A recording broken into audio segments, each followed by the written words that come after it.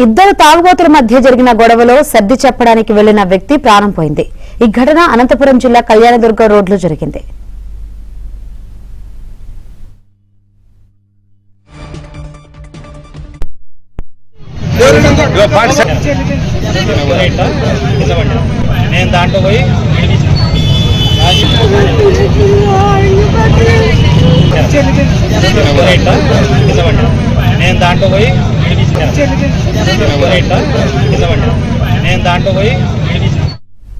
ఇద్దరు తాగుబోతులు కూరగాయలు కొనడానికి వెళ్లగా మాటామాట పెరిగింది. వీరిద్దరిని చూసిన చంద్రశేఖర్ అనే వ్యక్తి సర్ది చెప్పే ప్రయత్నం చేశాడు.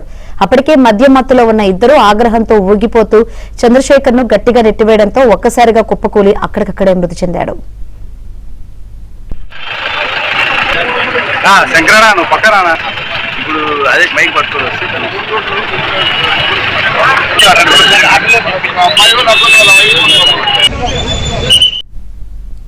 మరిన్ని వివరాలు మా ప్రతినిధి సురేష్ అడిగి తెలుసుకుందాం. సురేష్, రక్షణ పడవద్దంటూ సర్ది చెప్పేందుకు వెళ్లిన వ్యక్తిని మామ అల్లుడు కలిసి కొట్టి చంపేశారు. పిడిగుద్దులు కొట్టడంతో గుద్దడంతో అక్కడికక్కడే 50 సంవత్సరాల చంద్రశేఖర్ అనే వ్యక్తి మృతి చెందిన ఘటన అనంతపురం నగరంలో చోటు చేసుకుంది. నిన్న సాయంత్రం కళ్యాణదుర్గం బైపాస్ లోని ఉర్దూ స్కూల్ సమీపంలో నివాసం ఉంటున్న డ్రైవర్ చంద్రశేఖర్ బైపాస్ సమీపంలో కూరగాయలు కొనేందుకు వెళ్లారు. అదే సమయంలో అక్కడే మామ అల్లుడు అప్పటికే మద్యం మత్తులో ఉన్న గోవింద్ నాయక్, గోపి నాయక్ అక్కడే సమీపంలో కూరగాయలు కొనుగోలు చేస్తున్నారు.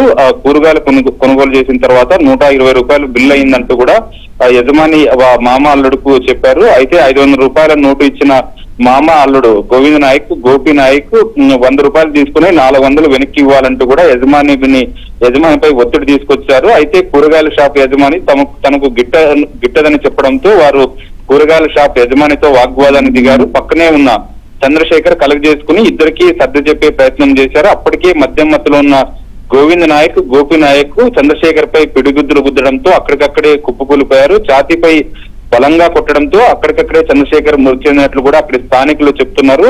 మృతి చెందిన చంద్రశేఖర్ టాక్సీ డ్రైవర్ గా పనిచేసి జీవనం సాగిస్తున్నారు. అయితే మద్యం మత్తులో ఉన్న ఇద్దరు వ్యక్తులకు సర్ది చెప్పేందుకు వెళితే కొట్టి చంపడం పట్ల అక్కడ ఉన్న స్థానికులు కూడా ఆగ్రహం వ్యక్తం చేస్తున్నారు. సమాచారం తెలుసుకున్న కుటుంబ సభ్యులు అక్కడికి చేరుకుని బోర్న విలిపించారు. పోలీసులు ఏదైతే రూరల్ పోలీసులు అక్కడికి చేరుకుని దాడికి పాల్పడి ఏదైతే కొట్టి చంపిన ఇద్దరు వ్యక్తులను మామాలను కూడా పోలీసులు అదుపులోకి తీసుకుని విచారిస్తున్నారు. శంకరి, రైట్ సురేష్.